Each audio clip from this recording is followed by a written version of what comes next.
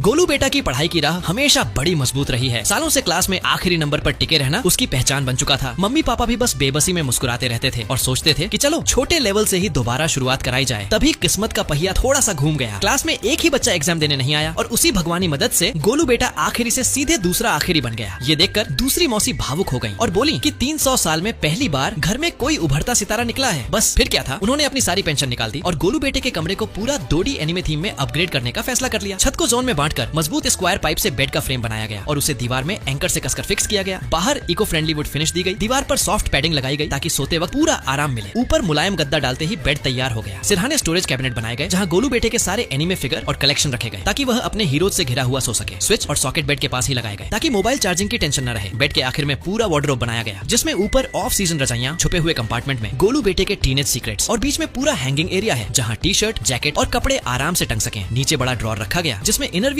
और मोजे समा जाए। कमरे के कोने में एल शेप डेस्क बनाया गया जो एक साथ गेमिंग जोन भी है और स्टडी जोन भी। कंप्यूटर रखा तो गेमिंग शुरू और कॉपी रखी तो पढ़ाई चालू। ऊपर एल शेप स्टोरेज कैबिनेट में एक तरफ खाने से हाइट न बढ़ाने वाले स्नैक्स और दूसरी तरफ गोलू बेटे की सारी पढ़ाई की किताबें रखी गई। एंट्री पर डिस्प्ले कैबिनेट बनाया गया जहाँ उसके कलेक्ट किए हुए मॉडल और लिमिटेड एडिशन फिगर सजे रहते हैं। कांच के दरवाजे बंद करते ही पूरा कमरा प्रीमियम लगने लगता है। ऊपर एम्बिएंट लाइटिंग और प्रोजेक्टर स्क्रीन लगाई गई ताकि घर बैठे थिएटर वाला मजा मिले। पार्टीशन से एक्टिव और रेस्ट जोन अलग किए गए और एक फेक विंडो जोड़ी गई ताकि रोशनी और हवा बनी रहे। इस तरह एनिमे थीम वाला ये बेडरूम ऐसा बन गया जहाँ गोलू बेटे को आराम, पढ़ाई, गेमिंग और अपनी फिगर्स की दुनिया सब कुछ एक ही जगह मिल गया। और आखिर में पूरा कमरा देखकर साफ लगता है कि अब ये सिर्फ बेडरूम नहीं बल्कि गोलू बेटे की अपनी 2D